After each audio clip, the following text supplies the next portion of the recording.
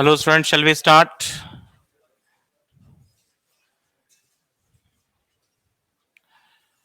Okay.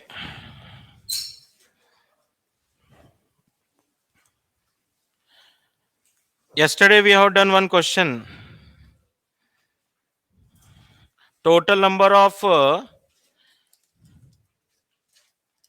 homozygous plant, double homozygous. Total double homozygous.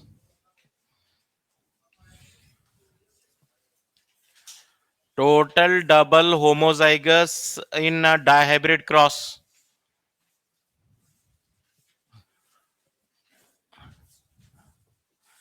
Total double homozygous in dihybrid cross with respect to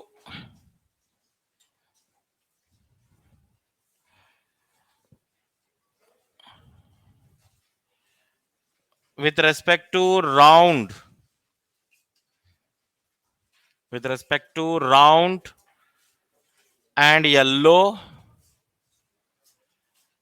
seed and wrinkled and green seed. So this should be the complete question. ये complete question हो गया. Okay कल ये question किए थे हम. Dihybrid cross F2 generation. What is the total number of double homozygous? But you have to write continuous like this. Take down in notes. Total double homozygous लिखे थे ना हम. टोटल डबल होमोजाइगस 2/16 लिखे हैं. Total double homozygous एक question करे हैं. Total double homozygous in dihybrid cross with respect to round yellow and wrinkled green round yellow and wrinkled green. इसके लिए कितना है? अब कुछ स्टूडेंट बोल रहे हैं कि capital R capital Y it is also double homozygous. Small R small Y it is also double homozygous. Capital R small Y it is also double homozygous. Small R capital Y it is also double homozygous. आई बात समझने? ये round yellow के लिए homozygous हो गया. ये round and yellow के लिए होमोजाइगस हो गया. ये रिंकल्ड और ग्रीन के लिए होमोजाइगस हो गया. ये राउंड एंड ग्रीन के लिए होमोजाइगस हुआ. ये रिंकल्ड और येलो के लिए होमोजाइगस हुआ. अब आया समझने? लेकिन हमें क्या मालूम करना है? Total double homozygous in dihybrid cross with respect to round yellow और रिंकल्ड ग्रीन. राउंड येलो और रिंकल्ड ग्रीन ये देखना आप, ये नहीं देखना चाहिए. जस्ट अगर आपको टोटल डबल होमोजाइगस पूछा है तो 4/16 मान लेना पड़ता आंसर, क्योंकि ये भी डबल होमोजाइगस है, ये भी डबल होमोजाइगस है. तो इसका आंसर क्या लेना चाहिए?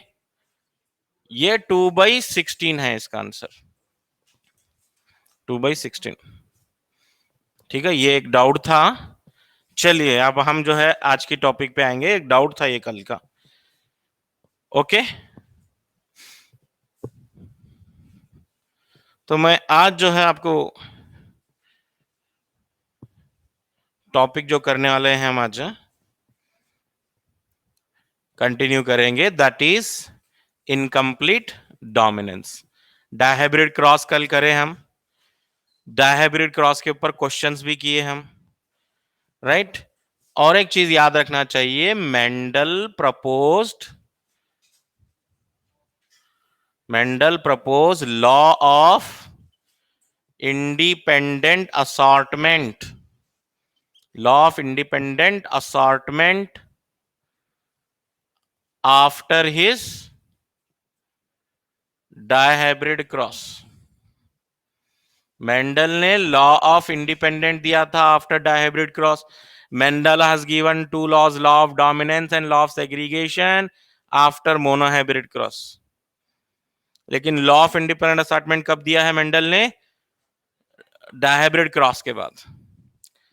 What is the first law, second law? Dominance first law, segregation second law, अब मैं इसको बोलूंगा थर्ड लॉ, फिर इसको थर्ड लॉ बोलना पड़ेगा, और ये डायहाइब्रिड क्रॉस के बाद आया। So many students they are having doubt what is independent assortment, what is mean by independent assortment. अगर ये समझना है इंडिपेंडेंट असॉर्टमेंट बहुत आसान है। F1 hybrid of dihybrid cross क्या था जरा बताइए? F1 hybrid of dihybrid cross क्या था? F1 हाइब्रिड ऑफ डायहाइब्रिड क्या था बोलो? Capital R capital Y small Y, ये था, right? This is the F1 hybrid of dihybrid cross. It will make how many gametes? 4 types of gamete.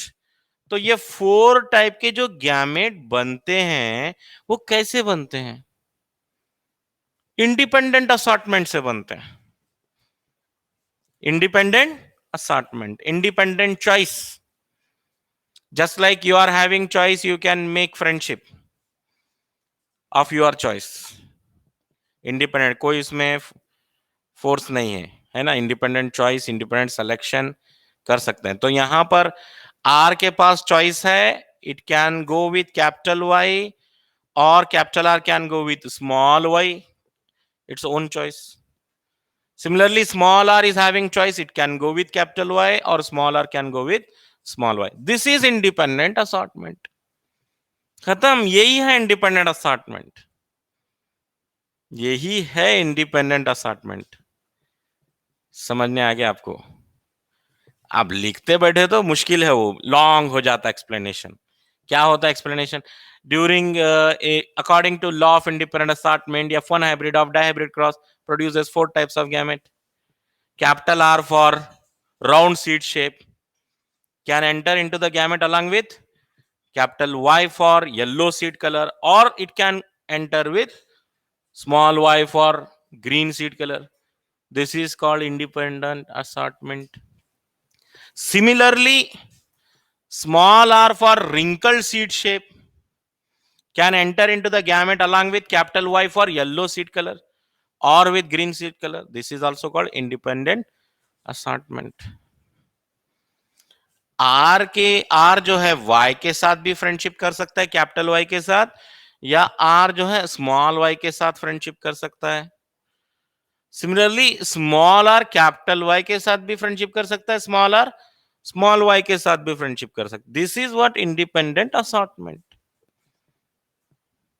आ गया समझने? क्या लिखेंगे इंडिपेंडेंट असॉर्टमेंट में? लिखिए, पहले इतना लिख लीजिए क्रॉस, ये तो मालूम है आपको यहां तक. Below this you can write, below this you can write statement. Independent assortment का स्टेटमेंट क्या है? इंडिपेंडेंट असॉर्टमेंट का मतलब क्या है? According to this law, according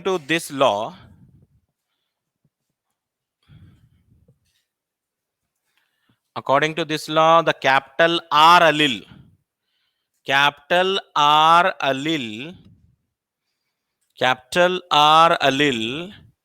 may enter into the gamete,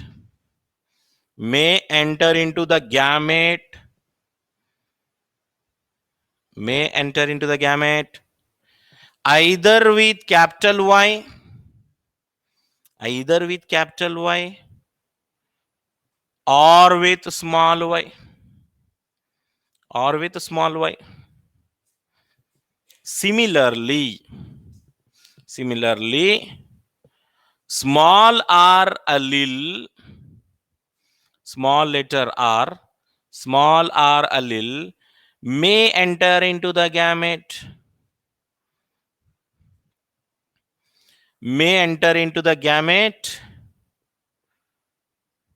either with capital Y or with small y,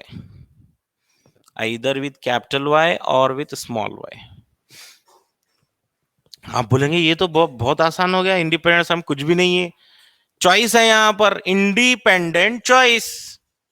simple में बोलना रहा तो कैपिटल आर के पास चॉइस है, it can go with capital Y और it can go with small Y. This is independent choice. तो ये हो गया इंडिपेंडेंट असॉर्टमेंट. लेकिन जो काम की चीज है यहां पर, एक्सेप्शन पढ़ना पड़ेगा आपको. Exception to the law of independent assortment. Law of independent assortment. Independent assortment कब नहीं होगा, कब होगा, कब नहीं होगा. अब बात चल रही है कब नहीं होगा. Exception to this law of independent assortment. What is the exception to this law? Yes, exception to the law of independent assortment is linkage. क्या बोलना चाहिए? लिंकेज बोलना चाहिए.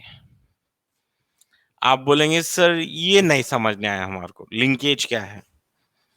लिंकेज क्या मतलब? when genes are situated on same chromosome. What is linkage?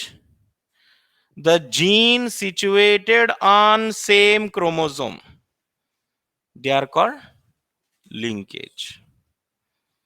For example, एक gene है समझो यहां पर, आर जीन है, वाई जीन है और स्मॉल आर जीन है, स्मॉल वाई जीन है. सेम क्रोमोसोम पे हैं. जो जीन सेम क्रोमोसोम पे होते हैं ना, उनको हम लिंक्ड जीन्स बोलते हैं. And the phenomena is linkage.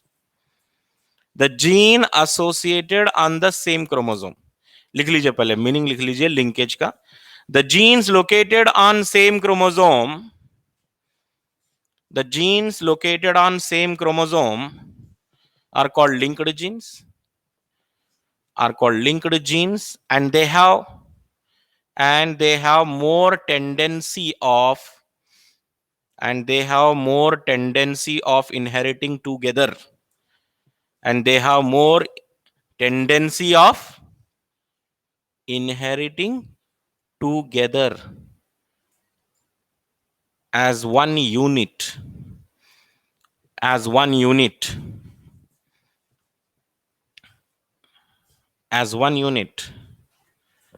मतलब अगर जीन सेम क्रोमोसोम पे हैं तो इनके पास कोई चॉइस नहीं है, इनको साथ में रहना पड़ेगा. समझ में आ गया? जो जीन सेम क्रोमोसोम पे हैं उनके पास चॉइस नहीं है. आर को, कैपिटल आर को वाई के साथ रहना है, स्मॉल आर को स्मॉल वाई के साथ रहना ही है. यहां पे कैपिटल आर कैपिटल वाई के साथ नहीं जा सकता, कैपिटल आर स्मॉल वाई के साथ नहीं जा सकता, क्योंकि ये सारे जीन्स क्या हैं? सेम क्रोमोसोम के. मैं क्या बोल रहा हूं, अगर जीन सेम क्रोमोसोम पे होंगे तो उनके पास इंडिपेंडेंट चॉइस नहीं होगी. अगर जीन सेम क्रोमोसोम पे है, कोई इंडिपेंडेंट चॉइस नहीं है. हाँ, इंडिपेंडेंट चॉइस कब होगी? अगर जीन अलग अलग क्रोमोसोम पे है. ये अच्छे से बात आप समझ लेना चाहिए, बड़ा इंपॉर्टेंट कॉन्सेप्ट चल रहा है. अगर जीन अलग अलग क्रोमोसोम पे हैं, जैसे यहां पे मैं 4 क्रोमोसोम बनाता हूं, अगर एक पे आर है, एक पे वाई है, एक पे स्मॉल आर है, एक पे स्मॉल वाई है, तो यहां पर होगा, देखो भाई, इंडिपेंडेंट असॉर्टमेंट यहां पर होगा. If gene are located on separate chromosome, independent assortment आकर, ये भी लिख लीजिए.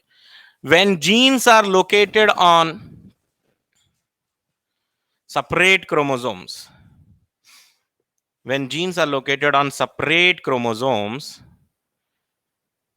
independent assortment आकर. जब आप फ्रेंड्स बना रहे हैं, तो आपके पास इंडिपेंडेंट असॉर्टमेंट है, आपके पास फुल फ्रीडम है. आप किसको फ्रेंड बनाना चाह रहे हैं, इसको फ्रेंड नहीं बनाना चाह रहे हैं, या आपके पास फुल इंडिपेंडेंट चॉइस है. लेकिन आपके पास कोई चॉइस नहीं है ब्रदर सिलेक्शन में. आपके पास कोई चॉइस नहीं है ब्रदर सिलेक्शन में. फ्रेंड्स सिलेक्शन में चॉइस है. ब्रदर्स आपको मानना पड़ेगा, ये मेरा भाई है, खत्म. अब उसको आप कुछ भी नहीं कर सकते, बदल नहीं सकते. लेकिन फ्रेंडशिप पे ऐसा नहीं है, बदल सकते हैं आप. ठीक है, बाई बर्थ आपको मानना पड़ेगा ये मेरा भाई है हमेशा के लिए. तो जो जीन सेम क्रोमोसोम पे हैं वो लिंक हैं, ये ब्रदर्स हैं, अलग नहीं हो सकते. हाँ, अलग अलग क्रोमोसोम पे हैं तो बिल्कुल इनके पास क्या है? फुल चॉइस है. इन्हें वाई के साथ भी फ्रेंडशिप बना सकता है, स्मॉल वाई के साथ भी बना सकता है. So this is what independent assortment and linkage बोल के याद रखेंगे। जहां पर लिंकेज होगा वहां पर इंडिपेंडेंट असार्टमेंट नहीं है, ऐसा है, अंडरस्टूड है बात ये। Wherever linkage occur independent assortment not आकरेंगे, and wherever independent assortment occur linkage do not occur, ऐसा है। और एक डायग्राम दिया हुआ है एनसीईआरटी में, अगर हम टेस्ट क्रॉस के बारे में पढ़ेंगे, एक फ्लावर है, मान लीजिए एक फ्लावर है, कुछ ऐसा एक फ्लावर है। इतना कॉम्प्लिकेटेड फ्लावर क्यों ड्रॉ करेंगे, सिंपल फ्लावर ड्रॉ करेंगे।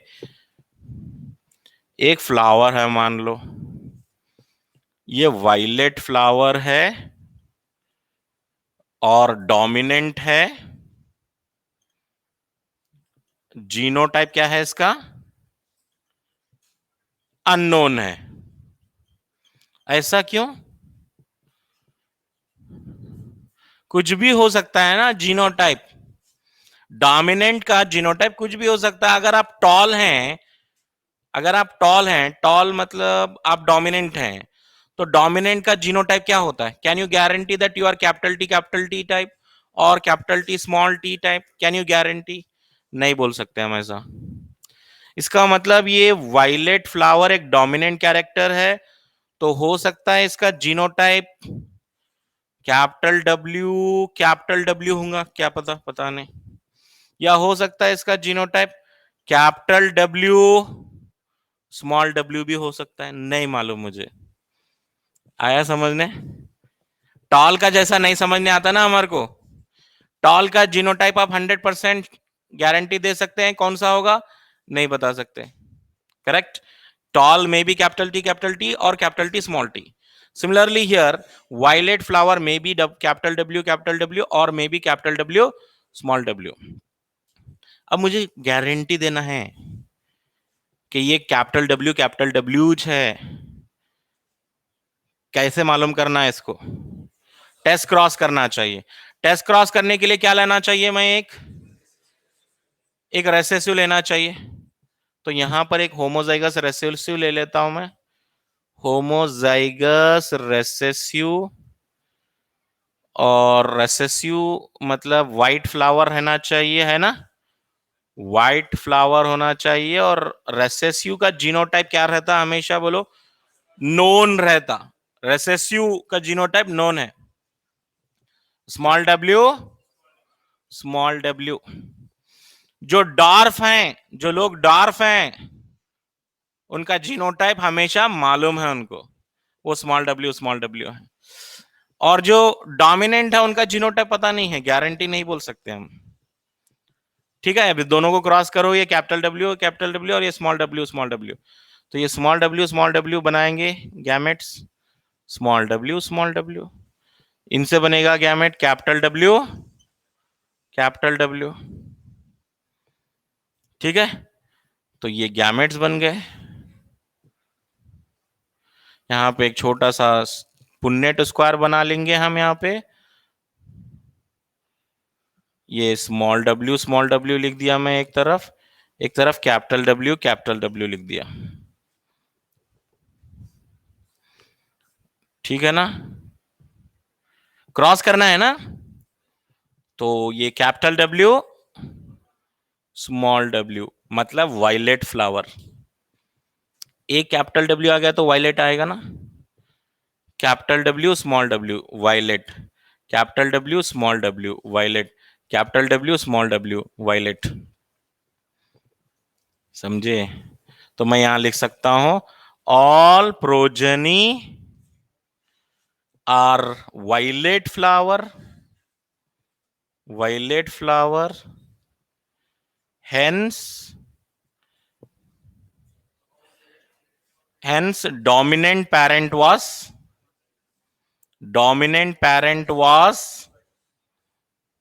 मतलब मुझे इसका जीनोटाइप अननोन था,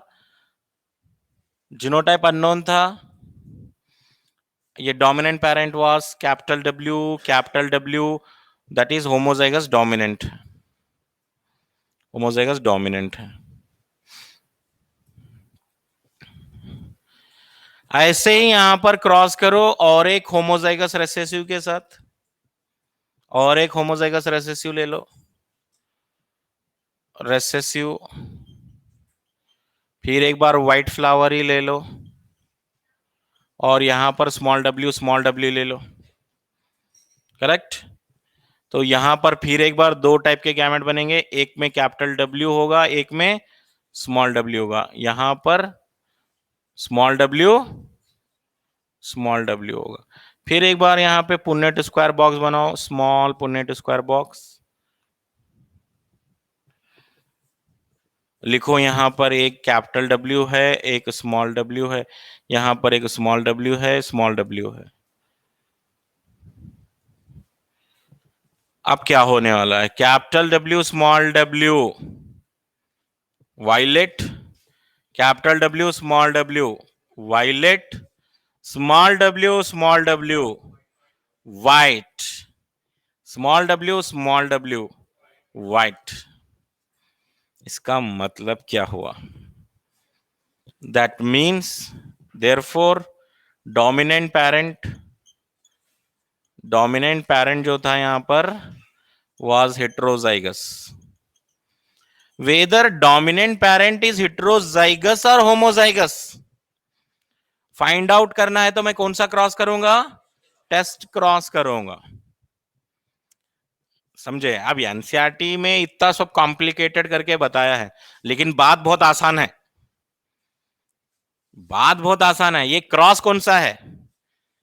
टेस्ट क्रॉस है, बल्कि मालूम रहना आपको। ये number 1 point, it is a test cross. आप बोलेंगे what is test cross? Test cross is cross between a dominant parent with unknown genotype. मैं टेस्ट क्रॉस का डेफिनेशन लिखा आया हूं। There are two definition of test cross.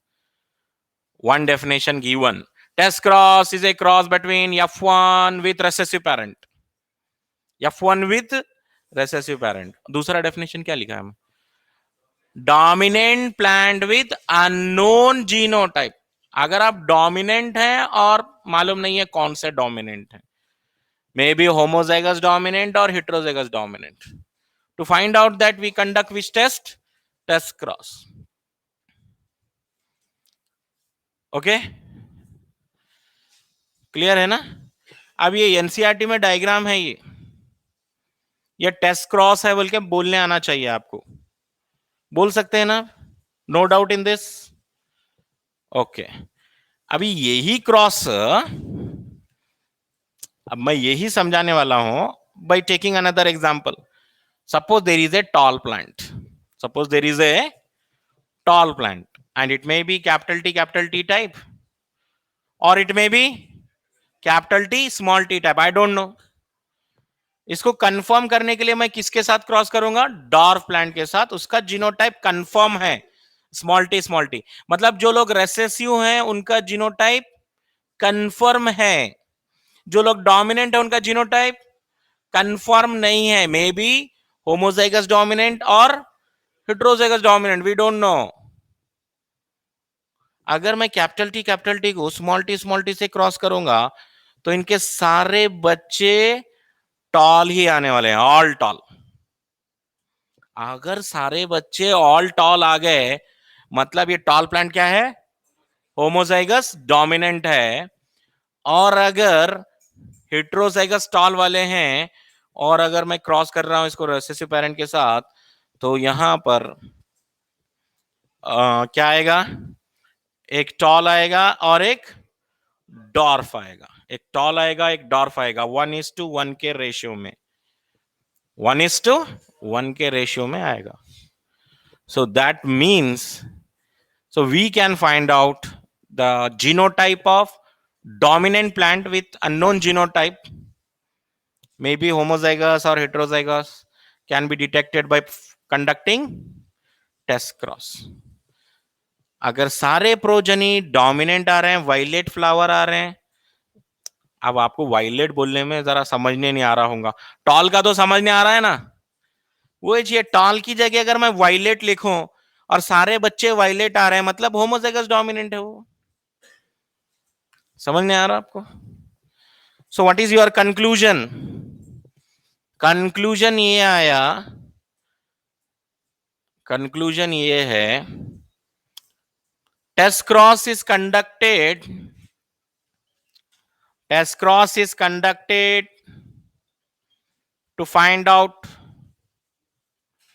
to find out homozygosity or heterozygosity, homozygosity or heterozygosity of dominant plant और recessive plant. Dominant, recessive का तो मालूम ही है, उसको क्या टेस्ट करना है, dominant plant. This is the conclusion number one. Conclusion number one. Second conclusion, dominant character कब आता है, कब एक्सप्रेस होता है dominant character? Dominant character is express in homozygous condition और हेटेरोजाइगस कंडीशन और both. Dominant character, second conclusion हमारा, dominant character express in both,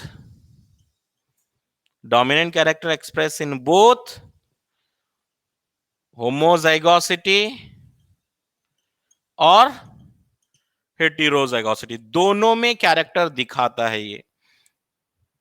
जैसे कि एग्जांपल कैपिटल टी भी हो सकता है, कैपिटल टी स्मॉल टी भी हो सकता है, दोनों टॉलिच हैं. मतलब डोमिनेंट कैरेक्टर दोनों कैरेक्टर में दिख रहा है, होमोजाइगोसिटी में भी, हेटेरोजाइगोसिटी में. Second conclusion. Third conclusion, third conclusion क्या है, recessive character express only in heterozygosity. Recessive character express only in homozygous condition, only in homozygous condition. दूसरा कंडीशन पॉसिबल नहीं है, only in homozygous condition. Recessive character express only in homozygous, दूसरा possibility नहीं है. है तो बता दो.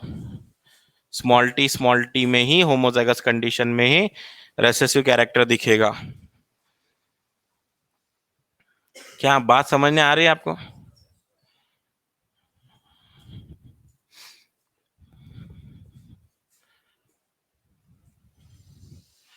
ये सारी चीजें आप, ये डायग्राम, ये क्रॉस जो था, एनसीईआरटी में जरूर देखेंगे. सब लोग कंपलसरी. नाउ आफ्टर दिस आगे बढ़ेंगे अब हम इनकम्प्लीट डोमिनेंस की तरफ.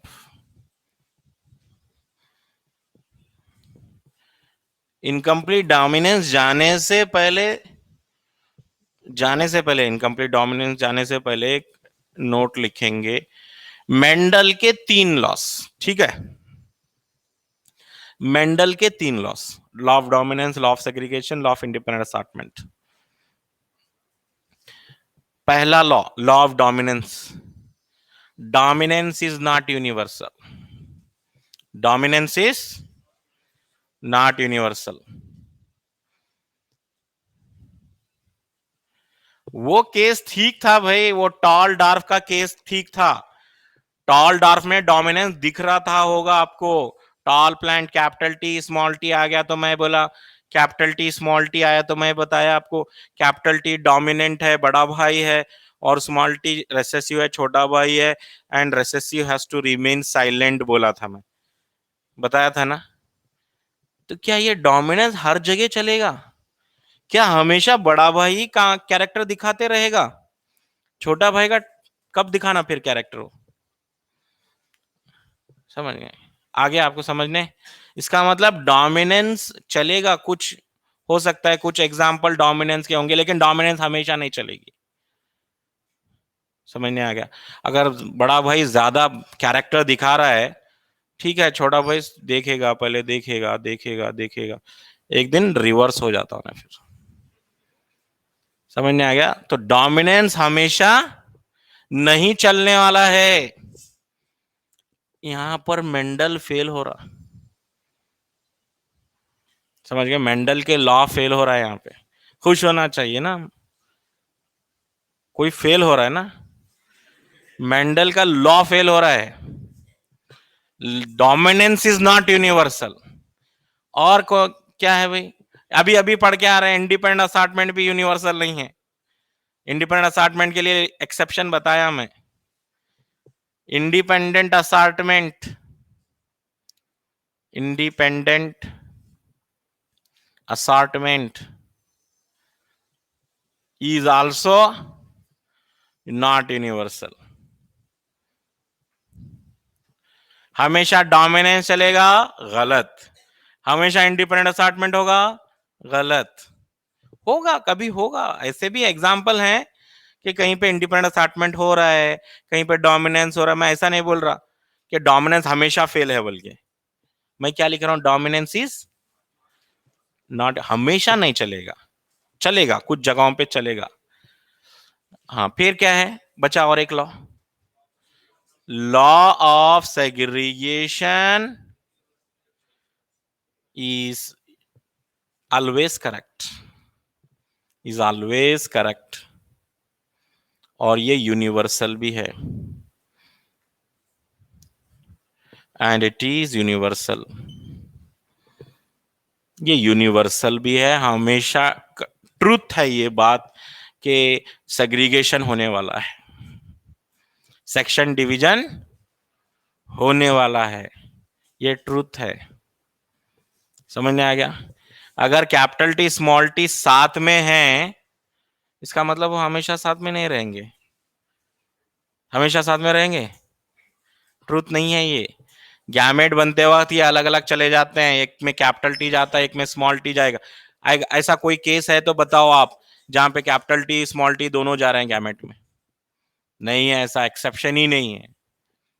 मतलब सेग्रीगेशन हमेशा हमेशा के लिए सही है, लेकिन डोमिनेंस हमेशा हमेशा के लिए सही नहीं है, इंडिपेंडेंट असॉर्टमेंट हमेशा हमेशा के लिए सही नहीं है। ठीक है, तो इसलिए हम टॉपिक पढ़ने जा रहे हैं यहां पे अब, इनकम्प्लीट डोमिनेंस।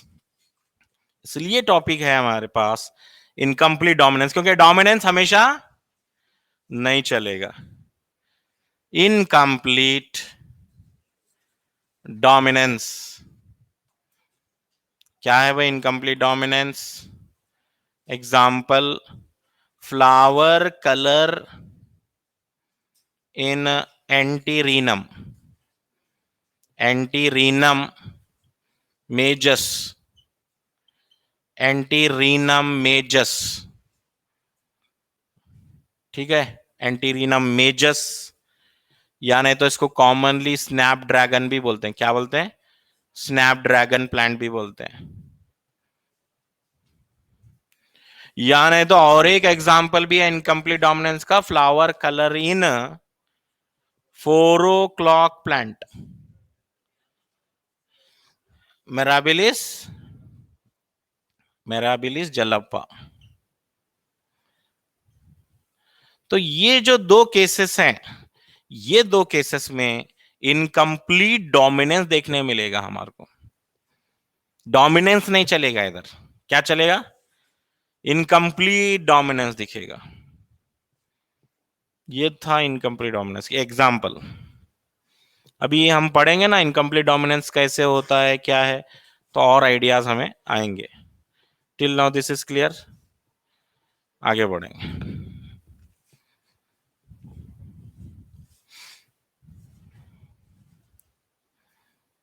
इसको 4 o'clock प्लांट बोलते हैं because it's flower 4 PM, 4 PM open होते हैं। ठीक है, इनकम्प्लीट डोमिनेंस के। So there are 2 flower colours, चाहे एंटीरीनम हो या मेराबिलिस हो।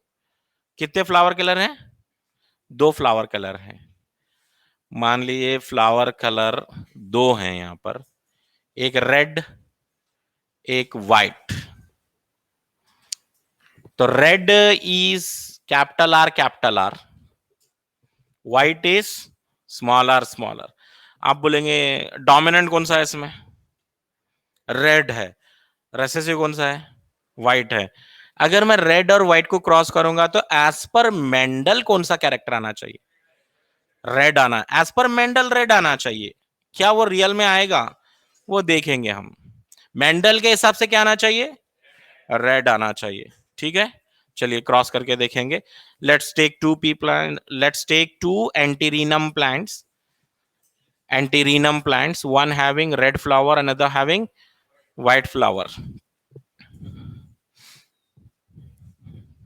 कौन सा फ्लावर ले रहा हूं मैं, एंटीरिनम के ले रहा हूं, एंटीरिनम के ले रहा हूं। तो P generation, what is P generation, P मतलब parent generation, P for parent generation. Red flower एक ले लूंगा मैं और एक व्हाइट फ्लावर ले लूंगा, और इनके जो जीनोटाइप हैं जरा बताओ क्या रहेंगे। रेड के लिए जीनोटाइप कैपिटल आर रहेगा, व्हाइट के लिए स्मॉल आर रहेगा, और इनको क्रॉस कर देंगे तो पहले गैमेट्स बनेंगे, इससे कैपिटल आर, इससे बनेगा स्मॉल आर। ठीक है, ये गैमेट्स बन गए। अब ये गैमेट्स फर्टिलाइजेशन करेंगे, capital R small R, F1 generation, F1 generation, capital R small R आ रहा है। ठीक है, तो इसको सेल्फिंग करेंगे, सेल्फिंग करेंगे। ये रहे पिंक कलर फ्लावर्स, कौन से, पिंक कलर आए। एज पर मेंडल कौन सा कैरेक्टर आना था यहां पर, रेड आना था, लेकिन यहां पे रेड भी नहीं आएगा, व्हाइट भी नहीं आएगा, यहां पे आएगा पिंक, यहां पर आएगा पिंक, और ये एग्जांपल है इनकम्प्लीट डोमिनेंस का। एज पर मेंडल रेड आना था लेकिन आया है pink, therefore it is incomplete dominance. सारे बच्चे नोट्स बना रहे हैं, देखो नोट्स पे ज्यादा भरोसा करना चाहिए। मैं एक एक्सपीरियंस की बात बता रहा हूं, मैं अब तक जो देखा हूं मैं, जो बच्चे अच्छे नोट्स मेंटेन करे थे बायो में, 11th 12th या रिपीटर बैच जो भी हो, जो अच्छे से नोट्स मेंटेन करे 38 चैप्टर्स के, उनके मार्क्स अच्छे ही आए हैं। बायो क्या है, इट्स डायरेक्टली बोल रहा हूं मैं, बायो एक थेरोटिकल सब्जेक्ट है। जिनके पास नोट्स अच्छे हैं उनके मार्क्स अच्छे आएंगे। आप बोलेंगे सर मेरे पास बुक्स बहुत सारे हैं, I have several author books, है ना, मेरे पास बहुत अच्छे नोट्स हैं या दूसरे हैं, नहीं वो सब काम के नहीं है। आपके हाथ से लिखे सो नोट्स समझने आने के बाद लिखना, क्योंकि समझने आया जाएगा मतलब 100% हमेशा के लिए समझने नहीं आता, वो रिवीजन की जरूरत होती है आगे। तो आपको समझने आ गया, एक बार समझने आ गया, लिख दिए, कभी भी रेफरेंस के लिए रहे तो 100% आप मार्क्स जरूर लेंगे। समझने आ गया, आप लिखे कुछ भी नहीं, लिखे कुछ भी नहीं, समझने आ गया, बाद में क्या होगा, 6 मंथ्स के बाद कई कॉन्सेप्ट्स आपके माइंड से डिलीट हो जाएंगे, कई कॉन्सेप्ट्स, 50% कॉन्सेप्ट्स। तो ये सारे नहीं होना चाहिए आपके साथ गलती, ये गलती मत करो। ठीक है, सीखने के दो रास्ते हैं, खुद गलती करके सीखो, खुद गलती करके सीखो, लेकिन उतना टाइम नहीं है हमारे पास खुद गलती करना फिर सीखना, फिर गलती करना फिर सीखना। तो या नहीं तो दूसरों की गलती से सीखो, उन्होंने क्या गलती करे थे, एक्सपीरियंस की बात बता रहा हूं जो देखा हूं मैं। नोट्स अच्छे रहना चाहिए सबके पास। और ये बहुत एलटीबी बैच के, लॉन्ग टर्म बैच के जो है बच्चे गलती करते हैं यहाँ पर, क्योंकि वो सोचते हैं कि उनका थ्योरी एग्जाम तो हो गया है, आप तो सिर्फ 4 ऑप्शन है, सिर्फ सर्कल लगाना है, नोट्स की क्या जरूरत है। ऐसा नहीं है, नोट्स जरूरी है आपको सारे सब्जेक्ट्स के, आप लिखना चाहिए हाथ से नोट्स। चलिए अब F1 जनरेशन को सेल्फिंग करेंगे, गैमेट सेपरेट हो जाएंगे, capital R small R, capital R small R, ये गैमेट्स रेडी हैं। अब क्या करना बोलो, पुन्नेट क्या डालना चाहिए, पुन्नेट स्क्वायर डालना चाहिए, पुन्नेट स्क्वायर, बोलो जल्दी से पुन्नेट स्क्वायर।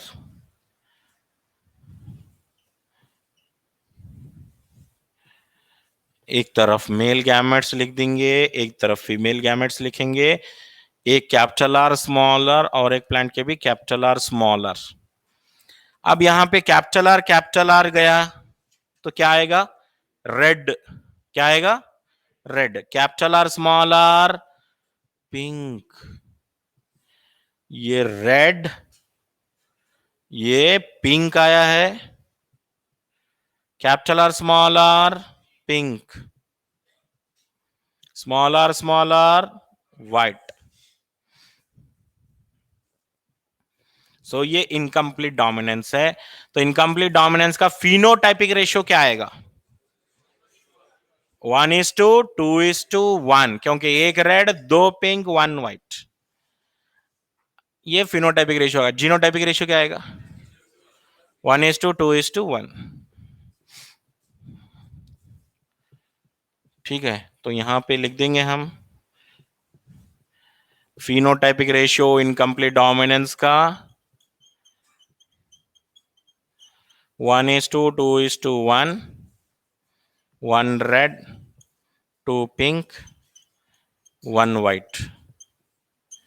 और इसका जीनोटाइपिक रेशियो क्या आएगा? फिर एक बार 1:2:1 ही आएगा।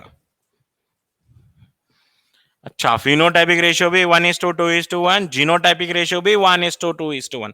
जरा बोलो मोनोहाइब्रिड क्रॉस में क्या आया था रेशियो? मोनोहाइब्रिड क्रॉस का फिनोटाइपिक रेशियो क्या आया था? 3:1। जीनोटाइपिक रेशियो आया था 1:2:1। लेकिन यहां पे दोनों सेम ही चाह रहे हैं। जीनोटाइपिक रेशियो 1:2:1 कैसे हुआ? 1 capital R, 2 capital R small R और 1 small R. So therefore phenotypic genotypic ratio दोनों सेम है। अब क्वेश्चन आ गया एग्जाम में, whether incomplete dominance is monohybrid cross और डायहाइब्रिड क्रॉस? इट्स मोनोहाइब्रिड और डायहाइब्रिड? इट्स मोनोहाइब्रिड और dihybrid? None of the above. कौन सा लेते हैं? It is monohybrid. It is monohybrid. वो कैसे? What is monohybrid definition? Monohybrid का डेफिनेशन बताइए। Monohybrid is a cross between two plants differing in one character. Of course, one character is different. One red flower, one white flower. What is wrong? It's a monohybrid cross. Incomplete dominance. कौन सा cross है? Monohybrid cross है। Incomplete dominance is a monohybrid cross, but giving results other than typical monohybrid cross conducted by Mendel. Typical monohybrid cross conducted by Mendel. It is a monohybrid cross, no doubt. Monohybrid cross ही है ये। मतलब ये कुछ चीजें confusing थे, ये clear कर दे रहा हूं मैं आपको। नंबर 1 पॉइंट, इनकम्प्लीट डोमिनेंस कौन सा क्रॉस है? Is monohybrid cross. Monohybrid cross. क्या मेंडल करे सो क्रॉस कुछ बोलना क्या मोनोहाइब्रिड? हाँ, मेंडल करे सो क्रॉस कुछ बोलना क्या मोनोहाइब्रिड? अब मैं क्या करता हूं, यहाँ पे मोनोहाइब्रिड क्रॉस अलग करता हूं। Monohybrid cross conducted in birds, for example birds में या एनिमल में मोनोहाइब्रिड क्रॉस करा रहा हूं मैं, तो उसको मोनोहाइब्रिड नहीं बोलूंगा मैं, बोल सकते हैं मोनोहाइब्रिड बोल सकते हैं आप। Incomplete dominance is the monohybrid cross. Okay, and it is a deviation to Mendelism. Mendel ने जो भी वर्क किया था that is Mendelism. It is a deviation to Mendelism. It is giving result other than Mendel. It is a deviation to Mendelism, बिल्कुल बोल सकते हैं। Deviation का मतलब क्या है? Deviation means it is giving results other than Mendel. Mendel को जो रिजल्ट मिले थे उससे अलग रिजल्ट मिल रहे हैं, डिविएशन है। Which ratio of incomplete dominance is not deviated from Mendelism? Exam में क्वेश्चन आया, विच ratio of incomplete dominance not deviated? Not deviated from Mendelism, genotypic ratio. ठीक है, अब क्या कर रहा है एक एग्जामिनर बहुत होशियार, कंफ्यूज करेंगे बच्चों को बोल के पहले से प्लान कर लिया, क्वेश्चन बनाया। A plant having 18 centimetre height is cross with a plant having 15 centimetre. एक 18 सेंटीमीटर वाला, एक 15 सेंटीमीटर वाला plant, and offsprings obtained were 14 centimetre height. Hence it is a case of, hence it is a case of dominance, incomplete dominance, codominance, all of the above. It is a case of incomplete dominance. आप बोलेंगे वो कैसा? अगर मैं red को white से cross कर रहा हूं तो पिंक आ रहा है। दोनों भी पेरेंट के कैरेक्टर नहीं आना, रेड भी नहीं आना, व्हाइट भी नहीं आना, कुछ और ही आना।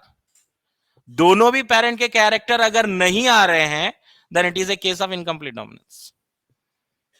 If none of the parental character appears in F1 generation, it is a case of incomplete dominance.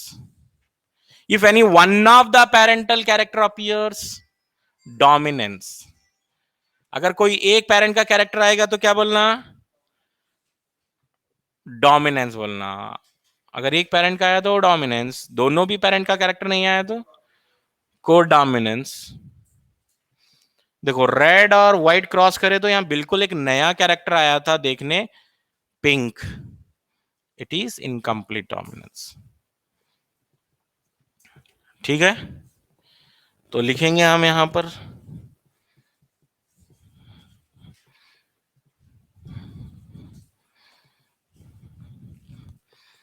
when none of the parent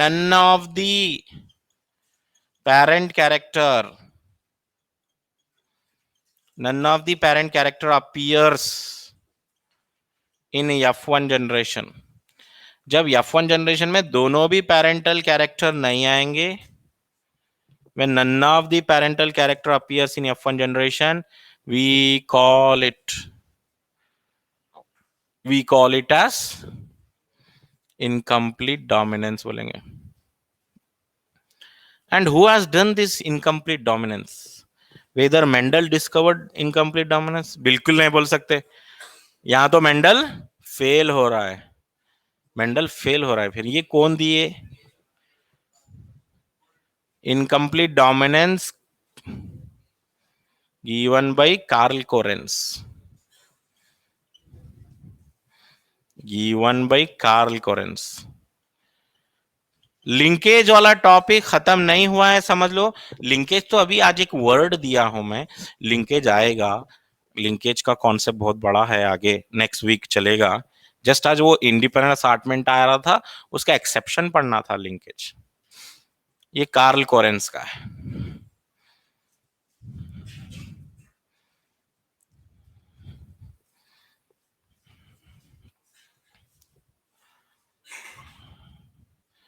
तो एक टॉपिक और यहां पर,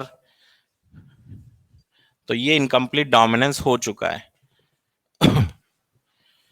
अब एक है ना कॉन्सेप्ट ऑफ डोमिनेंस बोल के लिखें, कॉन्सेप्ट ऑफ डोमिनेंस।